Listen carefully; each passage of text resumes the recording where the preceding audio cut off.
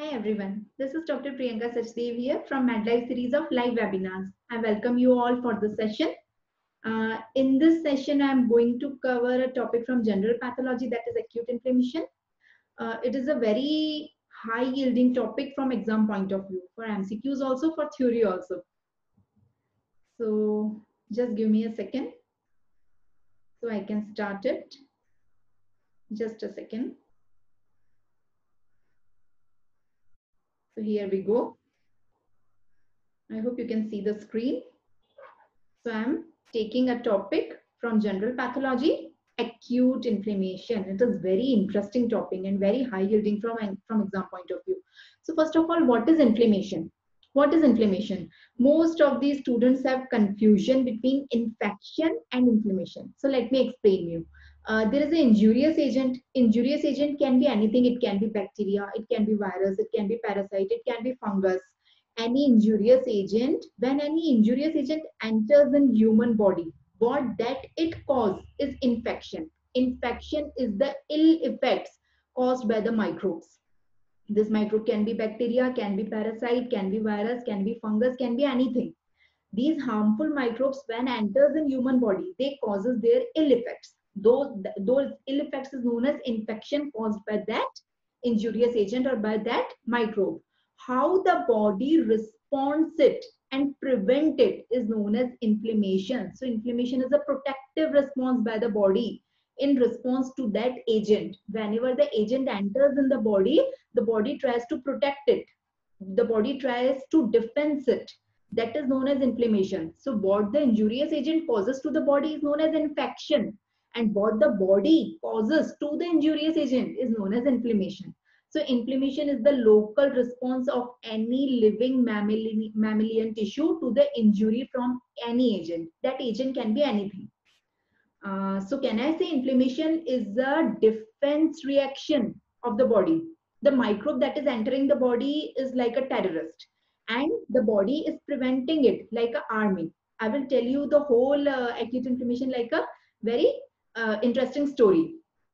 So it is a body defense reaction in order to eliminate or limit the spread of the injurious agent, followed by removal of the necrosed cell and repair of the damaged tissue. That is the definition of inflammation.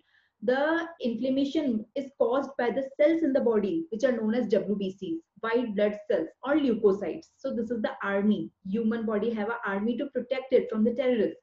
That is WBC. So WBC is the army. Now there are two types of inflammation. I have told you the definition of inflammation. Now what are the types of inflammation? Inflammation is of two types, acute inflammation and chronic inflammation.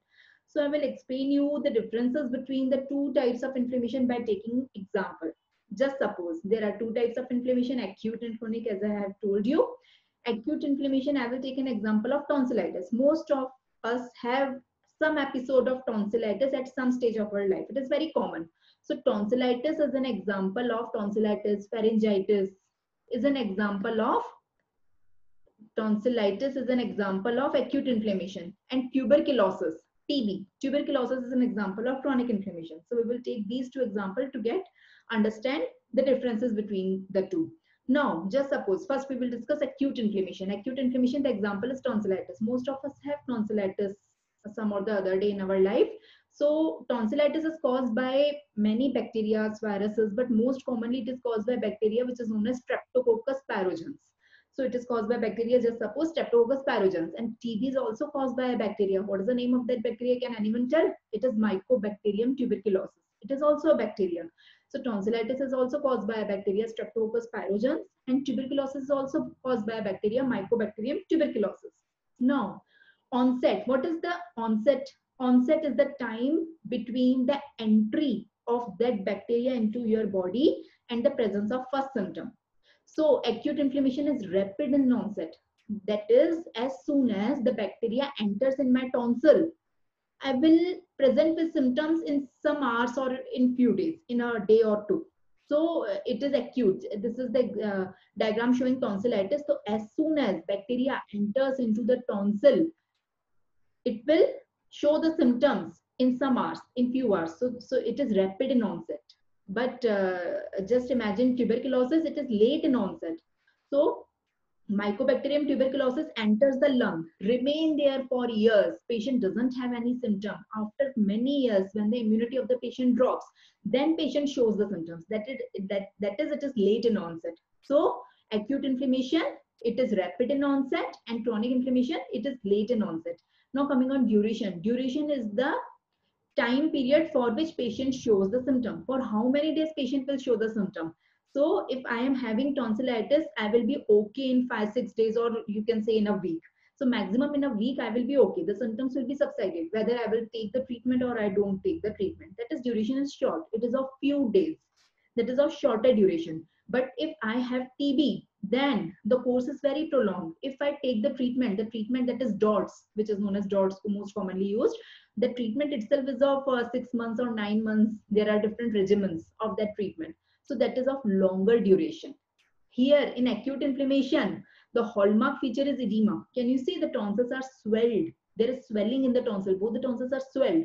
So always in acute inflammation, there is swelling. But in chronic inflammation, there is no swelling. Small granulomas are formed. Small, tiny, this is cavitating tuberculosis. Small, tiny granulomas are formed inside the organ in which chronic inflammation is occurring. So here the hallmark is edema. Here the hallmark is granuloma. The most important cells in acute inflammation are neutrophils, but the most important cells in chronic inflammation are lymphocytes and macrophages. So can you enumerate the differences? What is inflammation? Inflammation is a protective defense response of the living tissue in response to microbe. To protect it, to limit it, to eliminate it. That is the definition of inflammation. Now, what is the classification of inflammation? Inflammation is of two types, acute and chronic. Acute is rapid in onset, chronic is late in onset. Acute is of shorter duration, chronic is of longer duration. In acute, the hallmark feature is edema. In chronic, the hallmark feature is granuloma. Here, in acute, the most important cells are neutrophils. In chronic, the most important cells are lymphocytes and macrophages. So these are the differences between acute and chronic. In this lecture, I am going to cover only acute inflammation. All the events in acute inflammation, vascular as well as cellular. In the next lecture, I will cover chronic inflammation and tuberculosis. So acute inflammation. So before starting acute inflammation, I would like to tell you the cardinal signs. There are 5 cardinal signs of acute inflammation. If you have acute inflammation of any part of the body, from your head to toe, of any part of your body, it can be tonsillitis, it can be meningitis, it can be encephalitis, it can be appendicitis, it can be bronchitis. All these are acute inflammation. So acute inflammation can occur in any part of the body. So if you have acute inflammation in any part of the body, that part of the body will show 5 features. By default, it will show 5 features. These are known as cardinal signs of acute inflammation. I will take the same example, tonsillitis, but it can occur in all examples of acute inflammation. Tonsillitis, the first thing, the tonsils get red. Can you see the tonsils are more red as compared to the surrounding tissue? As compared to the surrounding tissue, that organ become red. The redness of that organ is increased because the blood is increased inside. I will tell you in the events. So that is redness. Number 1 is redness. Number 2, that organ, the temperature of that organ is increased. So if you have tonsillitis or if you have an abscess somewhere, you can feel the temperature of that part is more as compared to the surrounding area. So the temperature of these tonsils is more as compared to the surrounding area. So that is increased temperature, local temperature of that organ. Number 3, swelling. You can see the tonsils are swelled. That is swelling. Number 4, pain. We can't see the pain here. Pain can be felt by the patient. But wherever acute inflammation occurs in the body, that part of the body pains. So the fourth sign is pain. And the 5th and last, that is temporary loss of function. That organ temporarily loses its function, not permanent, but temporarily, till it recovers. So these are the 5 signs, 5 cardinal signs of inflammation. The first 3 we can see in the diagram, but the next 2 we can't see in the diagram. So you have to write these cardinal signs not in English language, but you have to write in Latin language.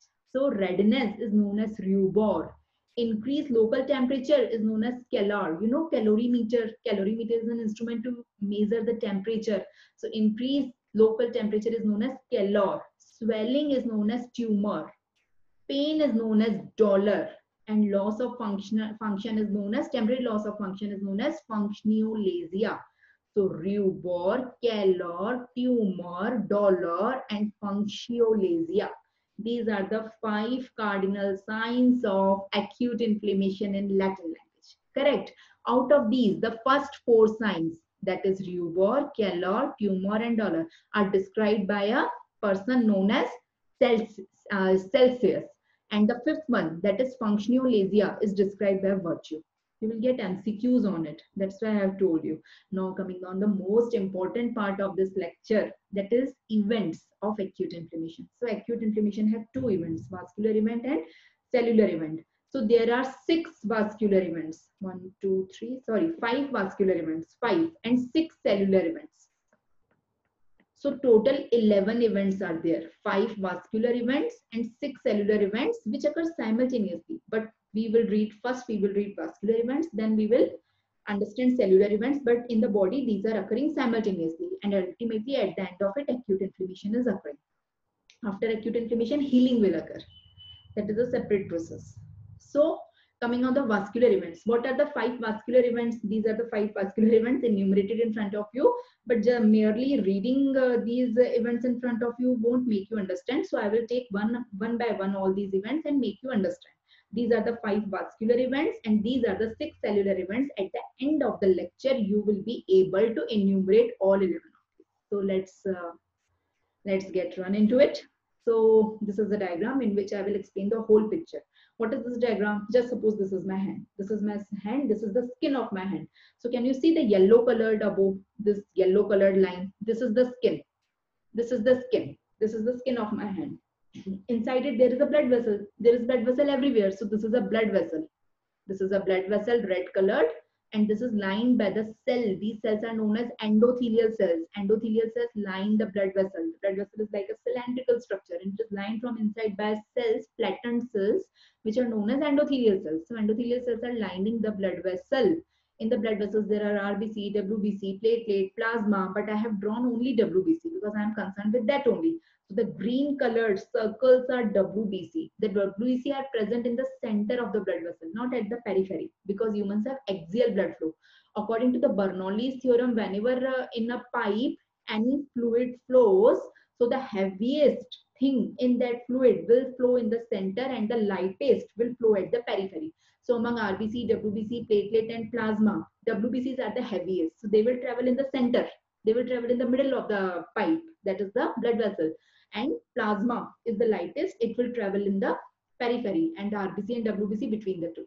Correct. So WBC, that is the green colored circles I have drawn for you. Here I am marking it for you. So these are in the center of that blood vessel. So just move it. So I'm first taking vascular events, the 5 vascular events, then I will take the cellular events. Among the 5 vascular events, the first one is transient vasoconstriction. One more thing here I would like to tell.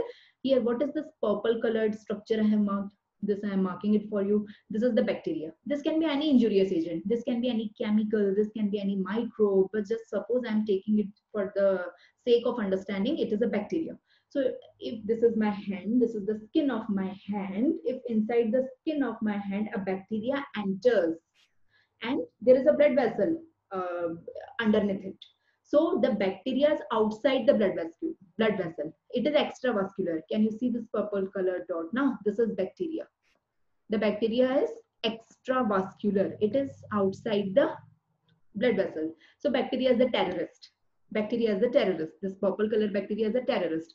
And can you see the green color circles inside the blood vessel? This is my army. These are WBC. WBC is the army. Now listen to the story. It is very interesting. And this is the terrorist. Correct. Now, if you want to make a fight between the terrorist and the army, first they should meet with each other.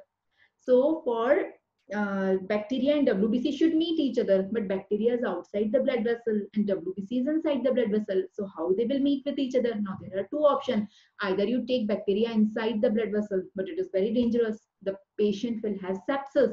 If the bacteria enters inside the whole vascular system, the patient will be in sepsis, but it is very dangerous. So you can't do it. So taking bacteria inside the blood vessel. So what the body does, it takes the WBC outside the blood vessel.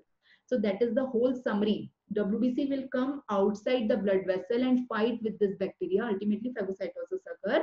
So all these things will occur in some steps. that steps are known as vascular events and cellular events. So all those 11 events, 5 vascular and 6 cellular, in those events, there will be some process in which WBC will come outside the blood vessel. For coming WBC outside the blood vessel, there should be holes in the wall of the blood vessel. Now, so in those steps, small holes will be formed in the wall of the blood vessel through which WBC will come out, and after it will fight with the bacteria. So I will take all these step by step. So that was the summary. So I'm first coming on vascular events. There are 5 vascular events. So what is the first vascular event? The first vascular event is transient vasoconstriction of the blood vessel. Transient, it is transient, not permanent, and vasoconstriction. So what happens? Look at this diagram. Now you know this diagram. As soon as this bacteria enters inside the skin, as soon as bacteria enters inside the skin, the blood vessel just near it, the portion of the blood vessel which is just near it causes vasoconstriction. Can you see? The portion of that blood vessel which is just near that bacteria will cause transient vasoconstriction. This is transient only. This is for few seconds or few minutes. So because of this transient vasoconstriction, the blood here is very less. On this reason, there is very less blood. So if you look from above, from the skin, this region will look as whitish or yellowish because of less blood. This is known as blanching. So the first event in the vascular events is transient vasoconstriction of the blood vessels. It is transient, because of which blanching occurs. In mild injury, it is of 3 to 5 seconds. In severe injury, it is 3 to 5 minutes. So from seconds to minutes, there is vasoconstriction. It is transient. It is local. Not all the blood vessels cause vasoconstriction. Only that portion of the blood vessel will cause vasoconstriction. Now the second step is persistent vasodilatation. First was transient, but the second thing is persistent. First was vasoconstriction, but now there will be vasodilatation. Now there will be this is the first event you can see in this diagram. There is transient vasoconstriction, but after 3 to 5 minutes or seconds, whatever, there is vasodilatation of that reason, of that particular reason. But this is permanent. Vasoconstriction was transient. Vasodilatation is persistent and progressive and permanent. Correct. So this is vasodilatation. Because of vasodilatation, there will be more blood in this region. Now, if you look from above the skin now, you will see this region as red because there is more blood. So out of the 5 cardinal feature, rubor is explained. This region will look red. Redness is rubor. Remember that tonsil picture. So that is redness. And also this region will be more warmer as compared to the surrounding area. This region will be more warmer. If you touch the skin at this site, it will be warmer because there is more blood underneath now. And at the surrounding native tissue, there is same blood. So it will be cooler as compared to that region on which there is vasodilatation is there. So warm, that is calor. So rubor and calor is explained because of this event. So the second event is persistent vasodilatation. So what are the first event? That is transient vasoconstriction, which causes blanching. It is of 3 to 5 minutes. Then persistent vasodilatation, it causes rubor and calor. Correct. Now coming on the third event. Third event is increased hydrostatic pressure. Elevated hydrostatic pressure. What is hydrostatic pressure? You know, according to Stirling's law, just a second. You know, according to Stirling's law, there are in a blood vessel, there are 2 types of pressure acting. One is inward, one is outward. There is hydrostatic pressure, which is due to water. It is outward pressure. And one is osmotic pressure, which is due to proteins inside the blood vessel, and it is inward pressure. So hydrostatic pressure is outward. Outward, it pushes the blood outside, and oncotic pressure is inward. It pulls the blood inside. So a balance between the two is there. So there is no edema. Inward and outward pressure are equal and opposite to each other. Net inward and outward pressure at the 2 ends of the capillary. This is Stirling's hypothesis. Now, in our situation, in our picture, initially there was vasoconstriction, but that was transient. The second thing is vasodilatation, that was persistent. Due to this vasodilatation, there is more blood. If there is more blood in this region, there is more water. So hydrostatic pressure will increase. Oncotic pressure remains same, but hydrotic pressure is increased. Because hydrotic pressure is increased, hydrotic pressure is outward pressure. So fluid from inside will be pushed outside. So fluid will come out and get accumulated here. That is, edema will occur. In the third step, edema will occur. If you look from outside, this portion will look swelled. Skin of this portion will be swelled. Why this is swelled? Because edema is occurred. Why edema is occurred? Because fluid inside the blood vessel came out. Why fluid came out? Because hydrostatic pressure at that portion is increased. Correct? Can you see? Now edema is of two types, transudate and exudate. So which type of edema is this? In this edema, only fluid is coming out. Because of increased hydrostatic pressure inside the blood vessel, hydrostatic pressure is increased. So fluid comes out. Because fluid comes out, not protein, only fluid is coming out. This type of edema is known as transudate edema. This edema is transudate. When along with fluid, protein will also come out in the next event. It will happen. Protein will also come out. So that edema is known as exudate. But still, here it is transudate. Correct? So you can see this diagram from Robinson-Cotran. This is the blood vessel you can see. This is the endothelial cells you can see. The nucleus of the endothelial cell you can mark. Now, hydrostatic pressure and oncotic pressure are equal and opposite to each other. Hydrostatic pressure, outward pressure. You can see the arrow, the blue arrow. Oncotic pressure, the green arrow. It is inward pressure. Normally, they are equal and opposite to each other at the two ends of the capillary. But now what is happening? Hydrostatic pressure is increased. Why it is increased? Because of persistent vasodilation. Hydrostatic pressure is increased. Oncotic pressure is same. So the net pressure is outward pressure. Because of this outward pressure, fluid is coming out. Can you see the blue colored tinge behind the blood vessel? At the periphery of the blood vessel, the blue colored fluid is coming out. Only fluid is coming out, protein is not coming out. So this type of edema is transudate. So that was the third event.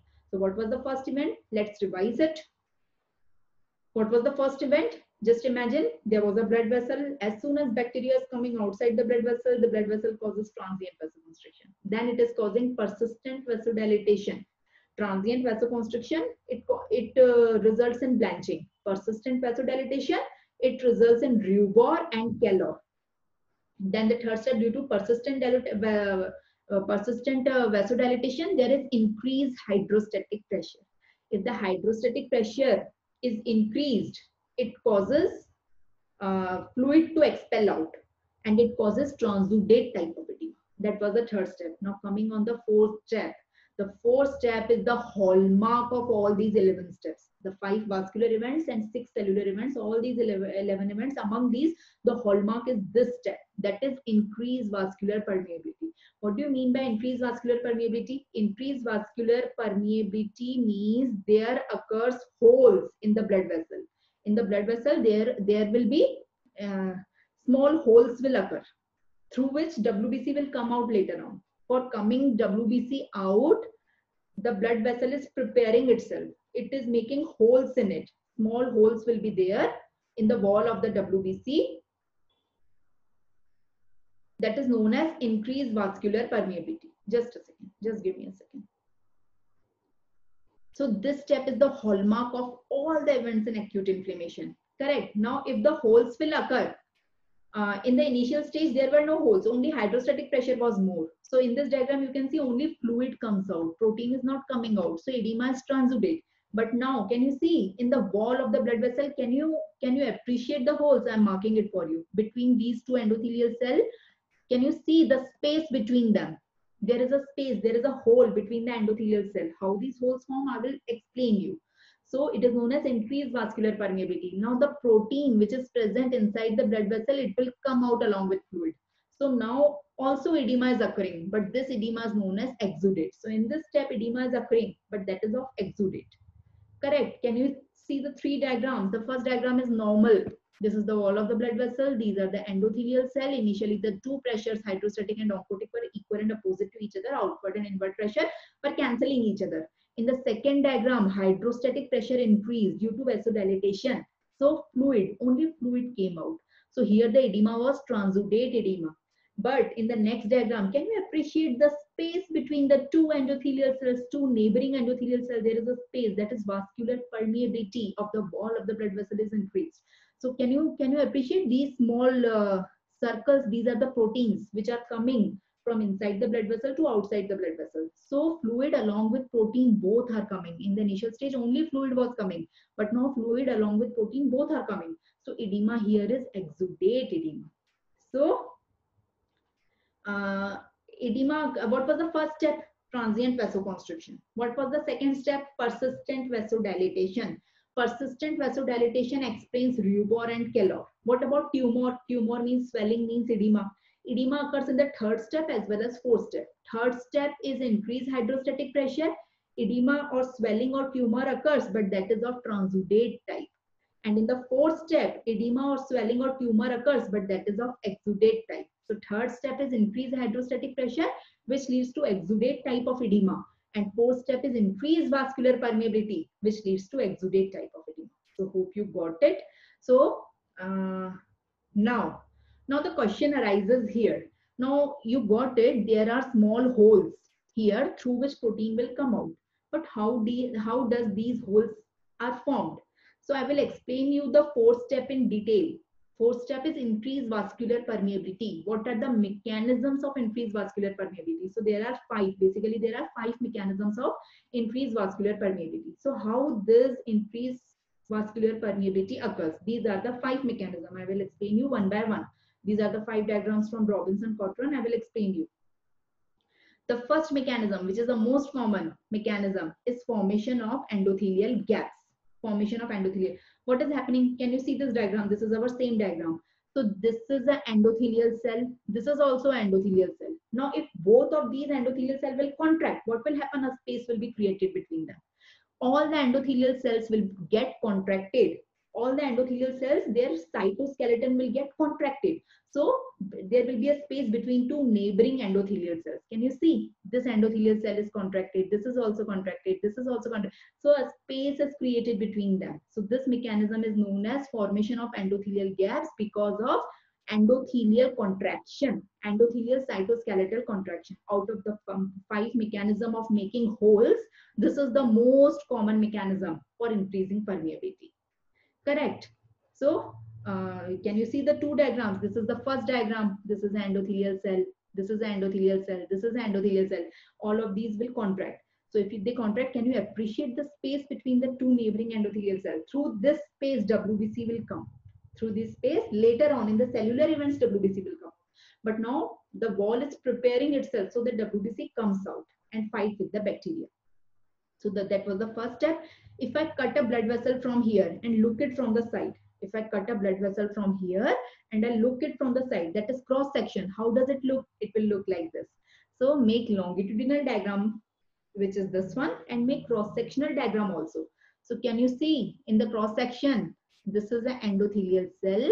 This is also endothelial cell. The blood vessel is like a cylinder. It is circular. If you are looking from the side, you will see the rim of the cylinder. There are 2 endothelial cells in this. Both of them are contracted. So can you appreciate 2 spaces from which blood is coming out? Through this blood, WBC will also come out, protein will also come out. This blue color is the nucleus of the endothelial cell. So this is the most common mechanism. Where does it basically occurs? In the arteries or veins or capillaries? In which part of the blood vessel it occurs most commonly? It occurs most commonly in venules, never forget. And this contraction is caused by histamine. This contraction of the endothelial cell is basically caused by histamine. It is the most common mechanism among all 5 mechanisms, and it is immediate and transient. Immediate and transient means, what do you mean by immediate and transient? As soon as bacteria comes here, endothelial cells start contracting. That is, it is immediate. The word immediate is indicating onset. And transient is indicating duration. I have explained you what is onset, what is duration. As soon as bacteria comes, the endothelial cell contracts. That is, the response is immediate. This mechanism is immediate. But after a few seconds, they will relax. So it was contracted only for a fraction of a second. That is, it is transient. So it is immediate and transient. That was the first mechanism. There are 5 mechanisms. So I'm coming on the second one.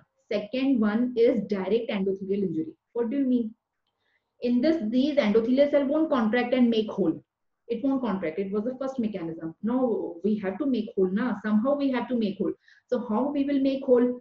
This terrorist will cause necrosis of this blood vessel wall. At some places it will cause necrosis. It will secrete some toxin. This terrorist will secrete, this bacteria will secrete some toxins. and that toxin will cause necrosis of the wall of the blood vessel at places. So there will be holes. Holes will be created in the wall of the blood vessel through which WBC will come out. Why does this bacteria do so? Because it wants to fight. The bacteria wants to fight with the army, that is WBC. So that is known as direct injury. Direct injury is caused by necrosis of the endothelial cell by the toxin secreted by the bacteria. Correct. And it occurs, can you see? Now, it is not necessary that the hole occurs only at the junction like the previous case. In the previous case, endothelial cells were contracting. The two endothelial cells were contracting, so the holes were created only at the junctions. But here, holes won't be created only at the junction. It can be, there is necrosis. It can occur at the junction also. It can occur at non-junction also, between the cell also. So there will be holes. Can you see there are many holes in whole of the wall of the blood vessel? This is direct injury. In this diagram also, can you see the cell is necrosed? The endothelial cell is necrosed, so holes are created through which blood and WBC will come out. But this mechanism is immediate and prolonged. The first one was immediate and transient. This is also immediate. As soon as bacteria come, it will start necrosing the blood vessel wall. So it is immediate. Onset is early, but duration is long. In the previous case, duration was also short. Here, the duration is long. So that was immediate transient. This is immediate prolonged. That is the second mechanism. The third mechanism, this is the cross-sectional diagram. It is same as that of previous one. The only difference in the first diagram, the holes were only at the junction. Here, holes are at the junction also, but at non-junction also. That is direct injury by the injurious agent, by the bacteria. That is the second mechanism. The first was endothelial cell contraction. Second is direct injury. Coming on the third one, third is leukocyte mediated injury. Now in the first, these endothelial cells were contracting and making space for WBC to come out. Okay, that was okay. That was the first case. That is contraction of the endothelial cell. In the second step, this terrorist was making holes in the lining of the blood vessel so that WBC comes out and fights with it. This terrorist was making hole. That is direct injury. In the second step. In the third step, these WBC will make holes in the wall of the blood vessel so they can go out and fight with the bacteria. So that is the third step. That is known as leukocyte mediated injury. It is delayed as well as prolonged. When the bacteria come, then these WBC will damage the wall of the blood vessel after a long time. That is, onset is delayed and it is prolonged also. The first was immediate and transient. Second was immediate and prolonged. The third is delayed and prolonged. Correct. So that is the third mechanism. It also occurs mostly in venules. This is the cross-section diagram. In the cross-section, you can see this is the endothelial cell. This is also an endothelial cell. And these blue-colored cells are WBCs. These WBCs are causing damage to the wall of the blood vessel so that they can go out and fight with the terrorist. Correct. So this is the third one. So first one is endothelial gap, formation of endothelial gap by contraction of the endothelial cell. The second one is direct injury by the injurious agent. The third one is leukocyte mediated injury. WBC was causing injury. The fourth one is transcytosis. What do you mean by transcytosis? In the first one, these endothelial cells were contracting and making gaps so that WBC goes out and fight. In the second step, this terrorist was making gaps so that WBC comes out and fight with it. In the third step, this WBC was making holes in the wall. This army was making holes so that they can go out and fight. Ultimately, they want a fight between the bacteria and the WBC. In the fourth mechanism, no one among this will make a hole. There will be no hole. So you will ask how WBC will go out. If there will be no hole, WBC can't go out. Still, WBC without hole can go out of the blood vessel. How? Small vesicles will be formed inside this endothelial cells. Can you see inside these endothelial cells, small vesicles are formed. These WBC will enter inside this vesicle and traverse the cell and go out. So there will be no hole. Cell will enter inside the cell. That is, WBC is a cell and endothelial cell is also a cell. That is the lining, the cells lining the blood vessel, that is endothelial cell. So WBC will enter inside the endothelial cell. So cell to cell traverse, that is vesicular organelle. This is known as. So that is transcytosis. Transcytosis, cell to cell move. It basically occurs in venules. It is not an important mechanism, but just to enumerate. And last but not the least is the leakage from the new blood vessels. Now, wherever inflammation occurs, new blood vessels form there. Previously, these blood vessels were not there, but new blood vessels will come in role, the place where inflammation is occurring. This process is known as angiogenesis. It is caused by VEGF, vasculoendothelial growth factor. So these blood vessels, since these are new blood vessels, these are already leaky. There is no need to form holes in this blood vessel since it is a new blood vessel. It is a baby blood vessel, you can say. It is a small new blood vessel. So it is already leaky. How can you say this blood vessel is new blood vessel, not an old blood vessel? This is new baby blood vessel formed by angiogenesis. Can you see the nucleus of this endothelial cell? This is the endothelial cell. Appreciate the nucleus. The nucleus is showing mitosis. The nucleus is not complete. All the nucleuses are showing mitosis. So it indicates it is a new blood vessel. So that is formation of new blood vessels. So can you enumerate the 5 mechanisms of increased vascular permeability? The first one is formation of endothelial gaps. With the help of endothelial cells will contract. So the two neighboring endothelial cell will contract and a gap is formed between them. This is the most common mechanism. Second is by the bacteria outside. It will cause direct injury and necrosis in the wall of the blood vessel. The third is from inside. Attack will be from inside. That is WBC will cause necrosis of the wall of the blood vessel. That is the third. Fourth is increased transcytosis. That is cell-to-cell movement. WBC will move inside the endothelial cell through vesicles and goes out. That is transcytosis. And the fifth one is formation of new blood vessels which are already leaky. So with the help of VEGF. The first, second, third mechanism are important. First was immediate and transient. Second is immediate and prolonged. And third one is delayed and prolonged. The first word indicates onset. The second word indicates duration. So you got it. So these are the 5 diagrams. Can you see the first one? Both the endothelial cells are contracting. So gaps are formed only at the junction. So that was the first. In the second, the attack is done from outside. That is, attack is done by the terrorist. That is direct injury by the bacteria. So holes will be formed at junction as well as non-junction. In the third diagram, you can see attack is done from inside. That is, WBC is making holes in the wall of the blood vessel at the junction as well as non-junction. That is the third diagram. In the fourth diagram, can you appreciate these small spaces, these small vesicles? So inside the endothelial cell, vesicles will be formed through which WBC will traverse out. In the fifth diagram, can you appreciate it is a new blood vessel which is already leaky, so no need to form holes in it, because can you appreciate the nucleus of the endothelial cell? Just look at the nucleus of rest of the endothelial cell and look at the nucleus of this diagram. So you will appreciate. So these are the 5 mechanisms. You can enumerate it. Yes, of course you can. And these are the cross-sectional 5 diagrams. You can draw all the 5 mechanisms in one longitudinal diagram also. So this is the endothelial cell. This is also endothelial cell. Both of them will contract. A gap will form between them. That is the first mechanism. That is contraction of endothelial cell. This is a bacteria. It will cause necrosis of the wall. That is the second mechanism. That is direct injury.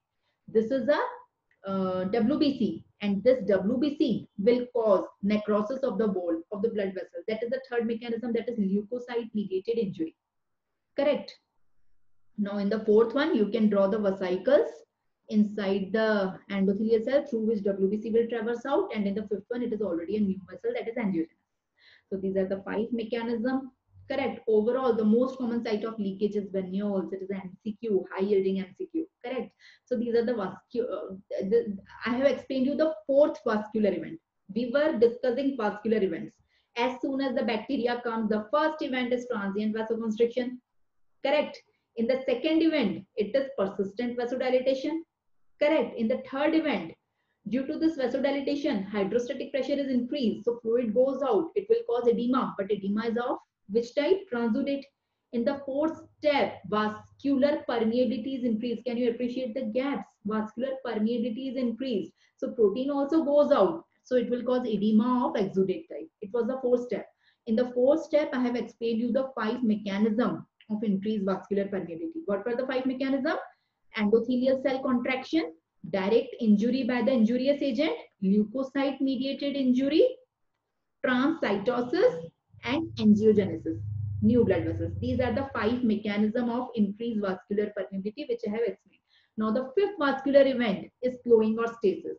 Ultimately, now the vasodilatation is there, holes are formed, through that holes WBC will go out, so blood will stop there, stasis or slowing of blood is there, through because of which viscosity of blood at that particular portion of blood vessel will be increased.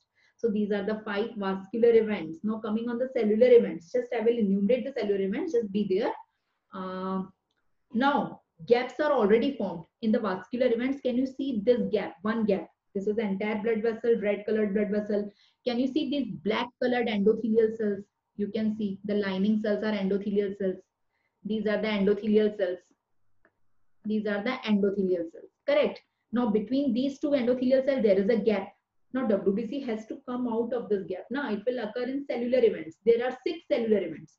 But I have told you WBC are present at the center, not at the periphery. So first event, WBC will leave the center and come at the periphery. Can you see WBC is leaving the center and coming at the periphery? This event is known as margination because WBC is coming at the margin. This event is known as margination. So cellular event, among the 6 events, the first event is margination. Now WBC came at the periphery. This WBC came at the periphery, but hole is a little bit ahead. So WBC have to travel till that hole now, so that it comes out. So WBC have to travel till that hole. For that, WBC will roll like a tire on a road. Like the tire is rolling on a road, WBC will roll. It will roll like this on the wall of the blood vessel. There are some receptors on the surface of the WBC and on the endothelial cell which will interact and cause this rolling to occur. So the second step is rolling. WBC is rolling on endothelial lining. WBC is rolling. So just a step ahead of the hole, WBC will stop. WBC will stop here. It won't roll further because the hole is there. Now WBC has to come out. So the third step is adhesion. WBC will stop a step ahead of the hole, of that hole. That is adhesion. The fourth step is transmigration, the most important step in which WBC comes out from inside the blood vessel to outside the blood vessel, from intravascular to extravascular. WBC is coming out. That is the fourth step. That is transmigration. Now WBC doesn't have eyes, so it will see there is a bacteria. I have to go there and fight. Can you see these yellow colored structures are bacteria. So how WBC will move towards this? What happens if WBC move opposite side? So bacteria will secrete some chemical which will attract WBC towards it, so that phagocytosis occurs. That journey of the bacteria, WBC towards bacteria through chemical mediated process is known as chemotaxis. Chemo means chemical, taxis means movement. Movement of the WBC occurs towards the bacteria through chemical secreted by the bacteria. That is known as chemotaxis. And lastly, phagocytosis. This WBC will ingest the bacteria. That is phagocytosis. So can you enumerate? This is a diagram from Robinson-Cotran. Can you enumerate the 6 steps of cellular events? The first, this is a wall of the blood vessel. These are the endothelial cells on which receptors are present. Detail I will take in the next lecture. These are the endothelial cells. The first step, WBC will leave the center and come at the periphery. That is margination. The first step is margination. Second step is rolling. WBC is rolling. Can you see with the help of these receptors? I will discuss it in the next lecture. There are many receptors. Selectin, integrin, there are pairs. So WBC is rolling. These receptor pairs are known as complementary adhesion molecules, CAMs. Rolling. After rolling, just a step ahead of the hole. Can you see this hole? A step ahead of this hole, WBC will stop. This is known as adhesion. This is rolling. This is adhesion. After adhesion, WBC is coming out. Can you see WBC is coming out? This is known as transmigration. After transmigration, WBC is moving. Can you see this yellow colored capsular structures are bacteria? And they are secreting this red colored chemicals. So this chemical is attracting the WBC towards it. This is known as chemotaxis. And after it, can you see WBC have ingested the bacteria inside it? So this is known as phagocytosis. So all the steps are written in front of you. The 6 steps, never forget. Yes, stay with me. What are the 6 steps? The first step is margination. Second is rolling. Third is adhesion. Fourth is transmigration, diapediasis. Fifth one is chemotaxis. And sixth one is phagocytosis. So these are the 6 cellular events. So can you enumerate the 5 vascular and 6 cellular events? Yes, you all can. So just a second. So I hope you got it, you got the point. And the details of the cellular events and healing I'm going to take in the next lecture. So be there, wait for the next lecture. And if you like the lecture, just subscribe the channel for further notification and join Telegram, my Telegram channel and Facebook page also. Details are given, links are given in the description. Okay, bye-bye. See you.